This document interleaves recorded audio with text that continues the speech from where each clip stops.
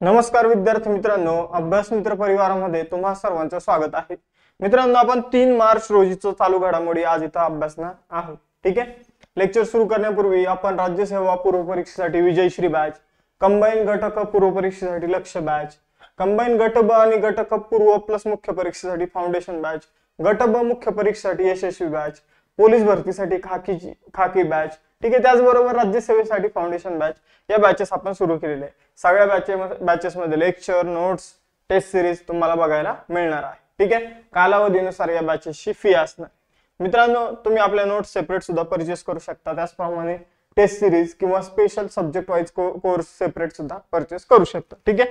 त्यासाठी तुम्हाला डाउनलोड करायचे अभ्यास मित्र ऍप्लिकेशन, लेक्चरच्या नोटिफिकेशन साठी टेलिग्राम चॅनल आणि अभ्यास विषयक रील्स साठी इंस्टाचं आपलं पेज फॉलो करायचं आहे। लेक्चर सुरू करूया 3 मार्च। तर मित्रांनो, 2-3 दिवसापासून करंटचा लेक्चर झाला नाही। ठीक आहे। तर मला काही कारणास्तव ते शक्य झालं नाही घेणं। ठीक आहे। आज आपण 3 मार्च आणि उद्यापासून रेग्युलर लेक्चर जे आहे ते तुम्हाला सुरू होणार आहे। आता आपलं 3 मार्च राहिलं होतं ते आपण कंप्लीट करून घेऊया। कोणत्या राज्य सरकारने ग्रामीण रस्त्याचे जाळे सुधारण्यासाठी प्रगती पथ योजना सुरू केली आहे? तर प्रगती पथ योजना जी आहे ती कर्नाटक सरकारने मित्रांनो सुरू केलेली आहे। लक्षात ठेवा, प्रगती पथ योजना कर्नाटक सरकारने त्यांचा 2024-25 चा जो अर्थसंकल्प होता या अर्थसंकल्पामध्ये जाहीर केलेला आहे। यासाठी टोटल खर्च केला जाणार आहे 5200 कोटी रुपये आणि या खर्चातून कर्नाटकमध्ये जे 189 ग्रामीण मतदारसंघ आहे त्यामध्ये 9450 किलोमीटर लांबीचे रस्ते जे आहे ते बनवले जाणार आहे। तर काय काय गोष्टी लक्षात ठेवायच्या? प्रगती पथ योजना कोणी सुरू केली? कर्नाटक सरकारने सुरू केलेली आहे। त्यांनी त्या अर्थसंकल्पामध्ये सुरू केली होती। 5200 कोटी रुपयाची ही एक योजना आपल्याला बघायला मिळते आणि 9450 किलोमीटर लांबीचे रस्ते या योजनेअंतर्गत बनवले जाणार आहे।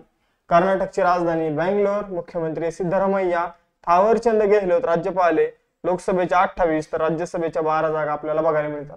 राष्ट्रीय उद्यान आहे बांदीपूर आणि निलगिरी। यानंतर पुढे जाऊया। बघा मित्रांनो, आता इथं आपण जर बघितलं तर काही महत्त्वाच्या योजना जाणून घेऊया।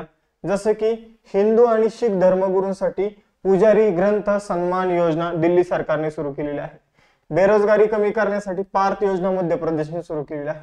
विमा सखी योजना गोवा सरकारने सुरू केलेली आहे, तिथल्या नागरिकांना विमा देण्यासाठी। स्वामी विवेकानंद युवा शक्ती मिशन मध्य प्रदेश सरकारने सुरू केलेलं आहे। इंदिरम्मा इंदलू योजना जी आहे ती तेलंगणाची आहे। नदी बंधन योजना पश्चिम बंगालची आहे। शहीद माधव सिंग हातखर्ची योजना ओडिशाची। लाडका भाऊ लाडकी बहीण योजना महाराष्ट्राची। साक्षी संरक्षण योजना हरियाणा सरकारने सुरू केलेली आहे। जे आरोपी म्हणजे 7 वर्षापेक्षा जास्त शिक्षा जर होणार असेल एखाद्या आरोपीला तर त्या ठिकाणी जे साक्षीदार असणारे, ठीक आहे, आरोपी विरोधातील त्यांना संरक्षण देण्यासाठी हरियाणा सरकारने साक्षी संरक्षण योजना सुरू केलेली आहे। आणि दीनदयाल उपाध्याय भूमिहीन शेतमजूर कल्याणकारी योजना छत्तीसगडने सुरू केलेली आहे। फेब्रुवारी 2025 मध्ये कोणत्या भारतीय किनाऱ्यावर ऑलिव्ह रिडले कासवांचे सामूहिक घरटे बघायला मिळाले? तर ऑलिव्ह रिडले कासवांचे सामूहिक घरटे आपल्याला ऋषिकुल्या तट जो आहे ओडिशामध्ये तिथं बघायला मिळालेला आहे। तिथे जर बघितलं तर 7 लाखहून अधिक ऑलिव्ह रिडले कासवांनी तिथे काय दिलेले आहे तर घरटे बनवलेले आहे। ठीक आहे। मग आपण जर बघितलं तर या घरट्यामध्ये जाऊन ते अंडी देतात। ठीक आहे। त्यांचं कसं असतं की ते सामूहिकरित्या एका समुद्र किनाऱ्यावर येतात आणि तिथेच ते अंडी देत असतात। ठीक आहे। तर अशा प्रकारे त्यांनी यावेळेस ओडिशामधील गहिरमाथा सागरी अभयारण्यासह, ठीक आहे, आपण जर बघितलं तर जो समुद्र किनारा आहे ऋषिकुल्या तट जो आहे तर तो त्यांनी निवडलेला आहे। आपण जर बघितलं तर हा समुद्र किनारा गहिरमाथा सागरी अभयारण्यासह ऑलिव्ह रिडले कासवांच्या घरट्यांपैकी एक आहे, लक्षात ठेवा। यानंतर ऑलिव्ह रिडले नावाचे कासव जे आहे ते फेमस कासव आहे, ठीक आहे, ज्यांची प्रजाती मागे जाऊन लुप्त होत चालली होती, तर तिला आता आपण जर बघितलं संरक्षण जे आहे ते दिले जात आहे। मग आपण जर बघितलं तर भारतीय तटरक्षक दलाने ऑपरेशन ऑलिव्हिया या अंतर्गत त्यांना काय दिलं जातं? संरक्षण दिलं जातं।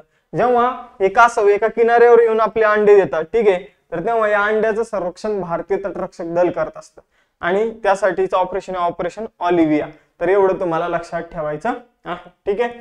ऑलिव्ह रिडले कासव जे आहे त्यांच्या अद्वितीय सामूहिक घरटी वर्तनासाठी ओळखले जातात।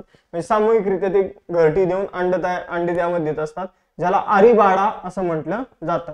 जिथे हजारो मादी कासवाचे समुद्र किनाऱ्यावर अंडी घालण्यासाठी एकत्र येत असतात। यानंतर पुढे जाऊया। आता बघा ओडिशा विषयी महत्त्वाची चालू घडामोडी जाणून घेऊया। कोणत्या राज्याच्या मुख्यमंत्र्यांनी सुभद्रा योजनेचे अनावरण केले? ओडिशा। कोणत्या राज्याने 4थ्या राष्ट्रीय चिरिका पक्षी महोत्सव आयोजित केला? ओडिशाने। उत्कल दिवस ओडिशाचा स्थापना दिवस 1 एप्रिलला तो सेलिब्रेट केला जातो। 18व्या प्रवासी भारतीय दिवसाचं आयोजन भुवनेश्वर ओडिशामध्ये करण्यात आलं। भारतातील पहिल्या इंडोर ॲथलेटिक्स आणि जलचर केंद्राचं उद्घाटन आपण जर बघितलं तर ओडिशामध्ये करण्यात आलं। ओडिशांनी पदवीधरांसाठी ओडिसर हा प्रकल्प सुरू केला आणि त्याचं उद्घाटन धर्मेंद्र प्रधान यांनी केलं। ओडिशाचे माजी मुख्यमंत्री नवीन पटनायक यांनी FIH Odisha hockey men's world cup 2023 या कॉफी टेबल पुस्तकाचं प्रकाशन केलं। कोणत्या राज्याने विविध सरकारी विभागामध्ये काम करणाऱ्या महिलांसाठी प्रसूतीची अतिरिक्त 10 दिवसांची इथं प्रासंगिक रजा जी आहे तर ती मंजूर केलेली आहे? तर ओडिशा सरकार इथं आपल्याला ते बघायला मिळतं। Life on Mars collected stories या पुस्तकाचे लेखक कोण आहे? तर नमिता गोखले जे आहे मित्रांनो ते life on Mars collected stories या पुस्तकाच्या लेखक आहे। आता महत्त्वाचे पुस्तक बघूया। The new icon Savarkar and facts Arun Shourie यांचं पुस्तक आहे। कैरोस नावाची कादंबरी जेनी एरपेनबेक यांची ज्याला आंतरराष्ट्रीय बुकर पुरस्कार 2024 मिळालेला आहे। आय एम हे पुस्तक गोपीचंद हिंदुजा यांचं आहे। याचं प्रकाशन जगदीप धनकड यांनी केलेलं आहे। हाऊ इंडिया स्केल्ड MTG20 हे पुस्तक अमिताभ कांत यांचं आहे। कैरोस आपण बघितलेली। टिपू सुलतान द गाथा ऑफ द म्हैसूर रेग्नम हे पुस्तक विक्रम संपत यांचं आहे। Speaking with the nature the origins of Indian environmentalism Ramachandra Guha यांचं पुस्तक आहे। The scientist entrepreneur empowering millions of the womens हे पुस्तक कल्पना शंकर यांचं आहे। आणि choke on food economics and society हे पुस्तक अभिजित बॅनर्जी यांचं आहे। राष्ट्रीय विज्ञान दिवस 2025 मध्ये कोणत्या तारखेला सेलिब्रेट करण्यात आला? तर 28 फेब्रुवारीला राष्ट्रीय विज्ञान दिवस सेलिब्रेट करण्यात आलेला आहे मित्रांनो। बघा मित्रांनो राष्ट्रीय विज्ञान दिवस जो आहे तो दरवर्षी 28 फेब्रुवारीला सेलिब्रेट करण्यात येतो। तुम्हाला CV रमन माहित असेल भारताचे फेमस शास्त्रज्ञ, तर त्यांनी रमन इफेक्टचा शोध लावला होता त्या दिवशी आणि त्याच्या स्मरणार्थ जर आपण बघितलं हा दिवस जो आहे तो सेलिब्रेट केला जातो। रमन इफेक्ट साठी 1930 मध्ये CV रमन यांना नोबेल पारितोषिक देखील मिळालं आहे।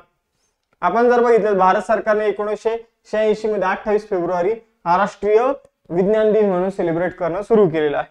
याची थीम होती 2025 ची empowering Indians youth for global leadership in science and innovation for developed India.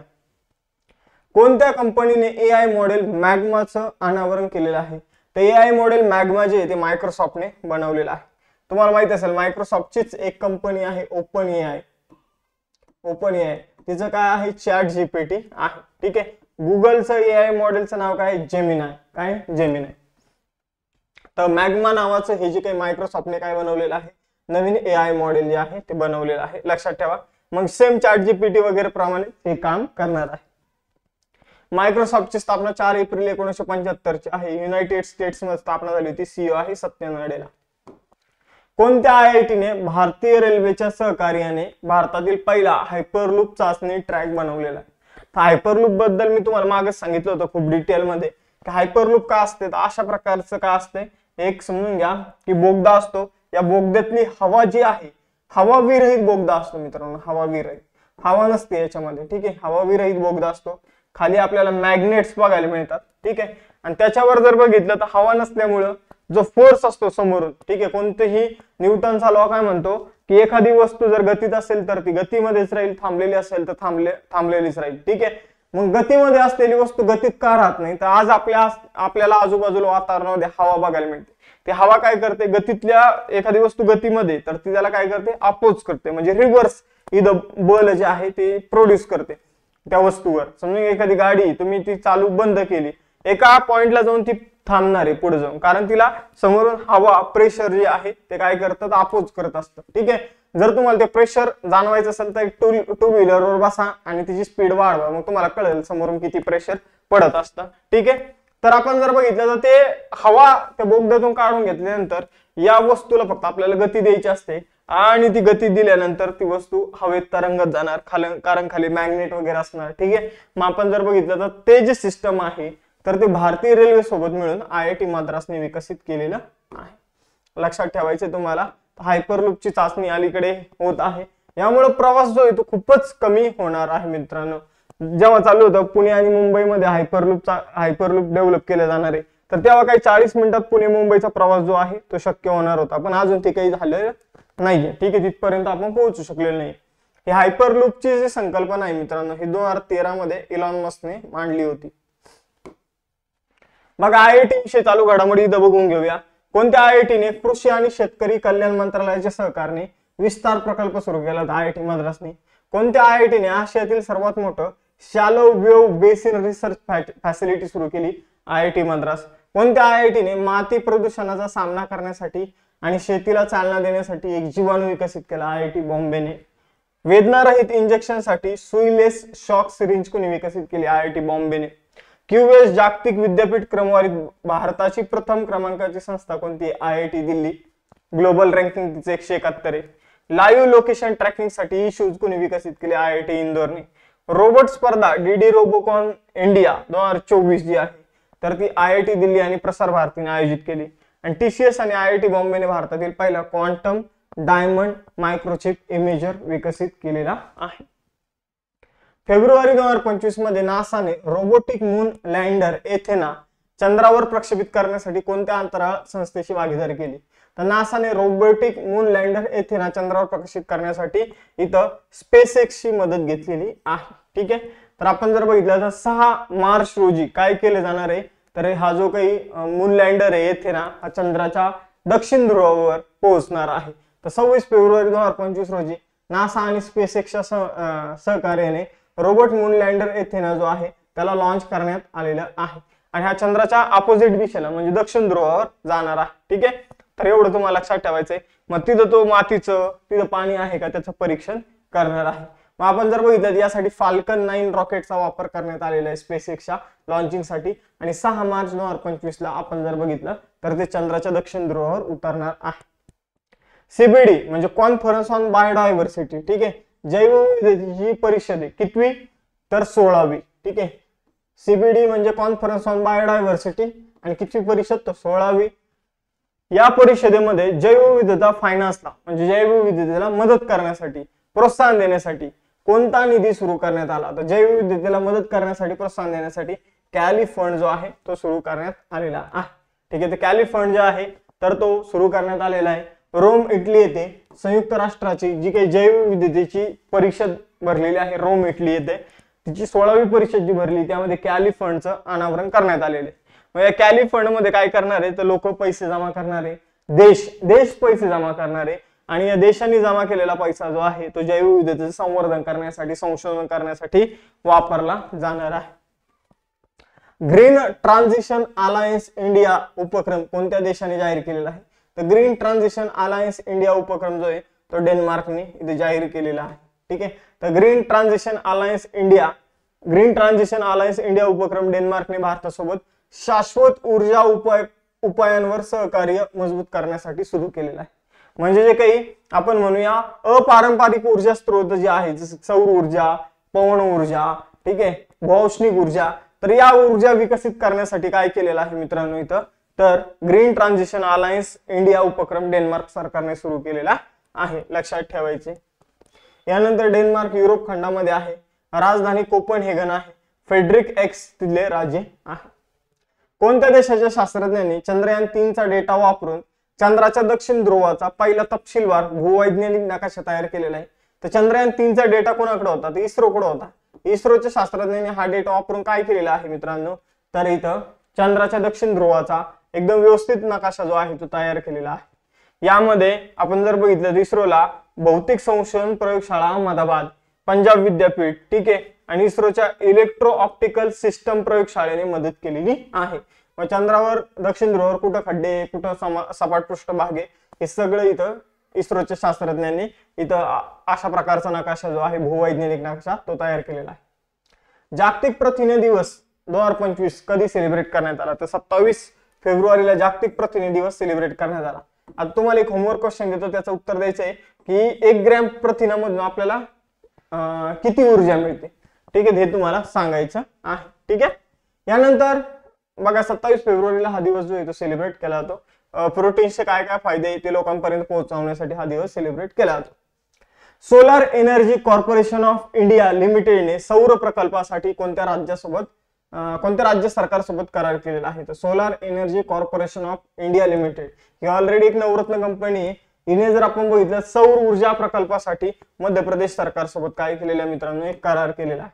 तर मध्य प्रदेश सरकारसोबत 200 मेगावॅट सौर ऊर्जा प्रकल्प आणि 1000 मेगावॅट बॅटरी स्टोरेज म्हणजे जी ऊर्जा निर्माण होईल ती स्टोअर करण्यासाठी बॅटरी स्टोरेज प्रकल्पासोबत मध्य प्रदेश सरकारसोबत इथं करार जो आहे तो केलेला आहे solar energy corporation of India लिमिटेडने. 24 ते 25 फेब्रुवारी या दरम्यान भोपाळ इथे झालेली ग्लोबल इन्व्हेस्टर समिट यावर आपण क्वेश्चन घेतला होता. तर त्यामध्ये इथं स्वाक्षरी करण्यात आलेली आहे. ठीक आहे, मध्य प्रदेश आणि solar energy corporation of India limited मध्ये. मध्य प्रदेश विषय जाणून घेऊया. राजधानी भोपाळ, मोहन यादव मुख्यमंत्री, मंगूबाई पटेल राज्यपाल. 11 राज्यसभेच्या जागा, 29 लोकसभेच्या जागा.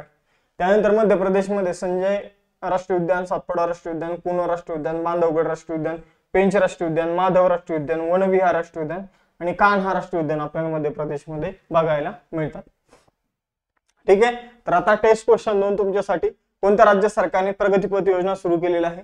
आणि भारतातील पहिला हायपरलूप चाचणी ट्रॅक रेल्वे सोबत मिळून कोणत्या IIT ने इथे विकसित केलेला आहे? त्याचबरोबर आपली राज्यसेवा पूर्व परीक्षेची विजयश्री बॅच आहे. कंबाईन गट क पूर्व परीक्षेसाठी लक्ष्य बॅच, कंबाईन गट क आणि गट ब पूर्व प्लस मुख्य प्लस इंटरव्ह्यू साठी फाउंडेशन बॅच, राज्यसेवेची फाउंडेशन बॅच, कंबाईन गट ब मुख्य परीक्षेची बॅच आणि पोलीस भरतीसाठी आपण खाकी बॅच सुरू केलेली. या सगळ्या बॅचेस तुम्हाला अभ्यास मित्र ऍप्लिकेशनवर बघायला मिळेल. त्याचबरोबर तुम्ही सेपरेट नोट्स सुद्धा परचेस करू शकता. जर बॅच घेतली त्यामध्ये नोट्स ऑलरेडी इन्क्लूड असणार. त्यासाठी तुम्हाला अभ्यास मित्र ऍप्लिकेशन डाउनलोड करायचं, लेक्चरच्या नोटिफिकेशनसाठी टेलिग्राम चॅनल आणि इंस्टाच्या पेजला जॉईन करायचं आहे. थांबूया मित्रांनो आपण आता इथं. भेटूया नेक्स्ट सेशन मध्ये. चलो बाय बाय एव्हरीवन. जय हिंद.